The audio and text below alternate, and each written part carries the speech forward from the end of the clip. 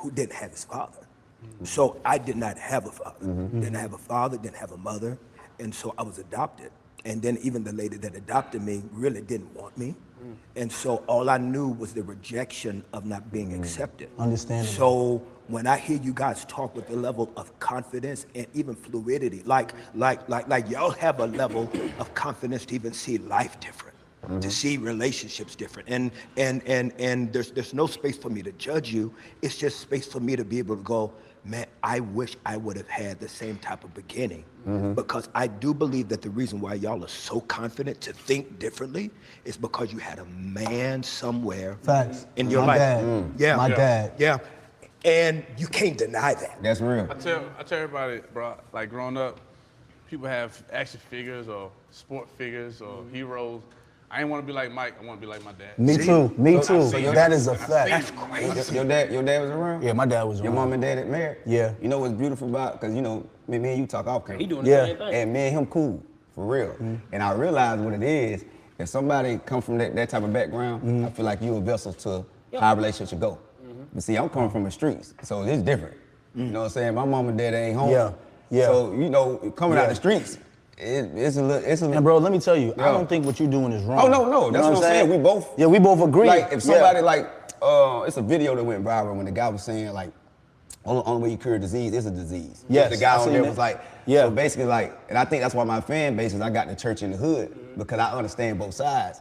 But I'm like, man, when you come from them streets, it's nobody never understand what that poverty in the Facts. streets. I'm gonna tell you why That goes back to what I was trying to say earlier. The love, was Lito. The love. The love, yeah. Our stories are different. Yes. But the love is still there. How you show up like cause I feel like how you show up with love when Because- there's also like it could be some things that knock that love Poverty. off or like life. it can throw your psyche off a little bit, right?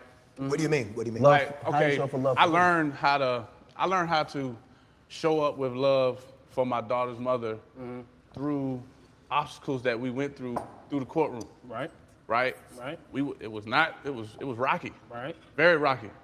But we go through that and 3 years later, you know, my daughter's 8 now. So it took us 3 years to get to a point where we could show up with love Right. and putting the pride to the side, I think be helping that love. a Because little you more. know what it is, like, we don't know each other for real. We jumped into a serious situation that's gonna have us Yeah, yeah, together yeah, for yeah. the rest of our life. Yeah, yeah. I don't know you after 3-4 months. And I have to learn Stop you. it right there, John. I gotta touch on that. I think it's a little bit different. Yes, I agree with DC about you don't know each other for real. But I agree with what's his name that brought up the statement. I don't want to mess his name up. You might mute it. I believe his name is DeVale. No, not DeVale. The other one, no one that was talking about. Oh, it. Lou Young. Lou Young, right.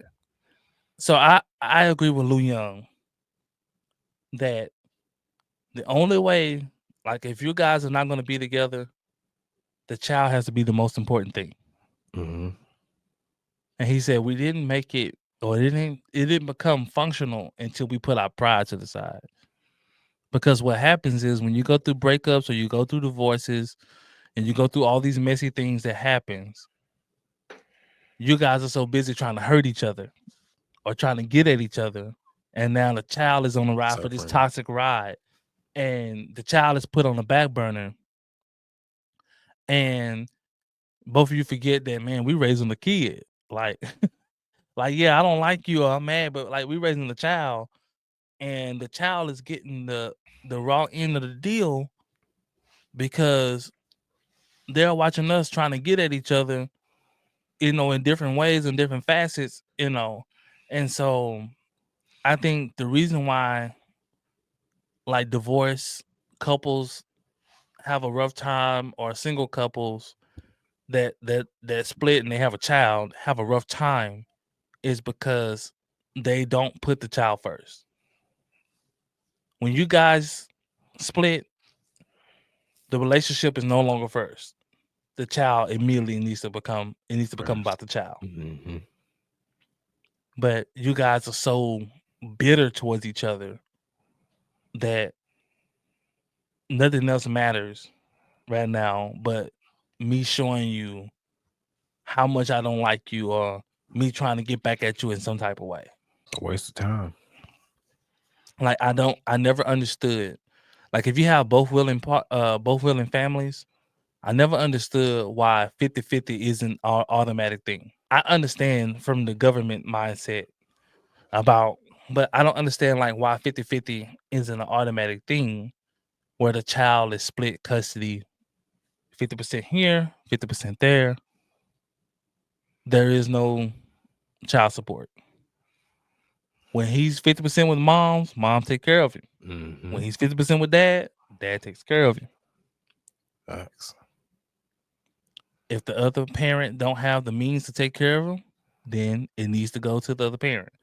Then now you can start talking about child support Mm-hmm. in the forms of you helping me in some kind of way.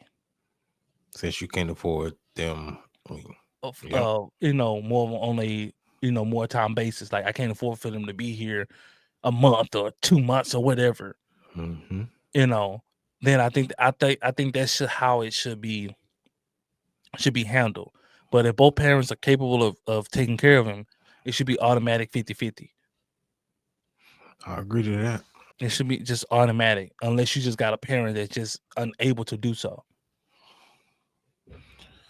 No, I mean you have it in court now where the judges are asking the mothers, "What do you want?"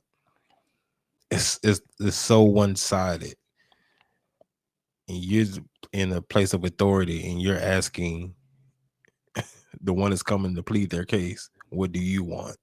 But That's how twisted it is. But this is how it backfires, though.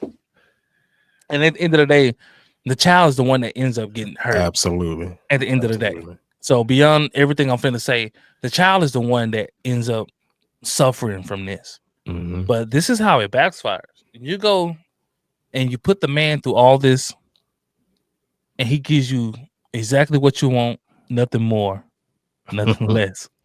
And now you're mad because, oh well, why are you not doing this? This is what you wanted. This is what you wanted. You wanted to be primary custody. So you got primary other expenses. And so that's my thing. If you're primary, you carry primary load. That's my thing. That's a fact. If not, we could have did 50-50 and we can both shoulder this load. Yep. But they don't want 50-50 because they ain't getting no child support. Mm-hmm. I don't want to have to work or work as hard. I still want you to take care of me. So I think that's, should be, and not saying like there's some bad guys out there that aren't going to step up to the plate. Absolutely. Or, things of that nature. And there's some bad women out there who don't step up to the plate or who try to, use a child as a pawn. So it goes both ways, but right. The whole message of this is if we can stop and think about the children, things can go a lot better for the kids. Divorce hurts kids, man. They're the biggest losers in it. Not just in the sense of like, divorce, but for the child coming to the realization that my mom and dad ain't gonna be together no more. That hurts a child. It's traumatic. Even if they don't say nothing, that puts a hurting on that child. And while y'all trying to get at each other, that child is wounded. Facts. That child is hurting.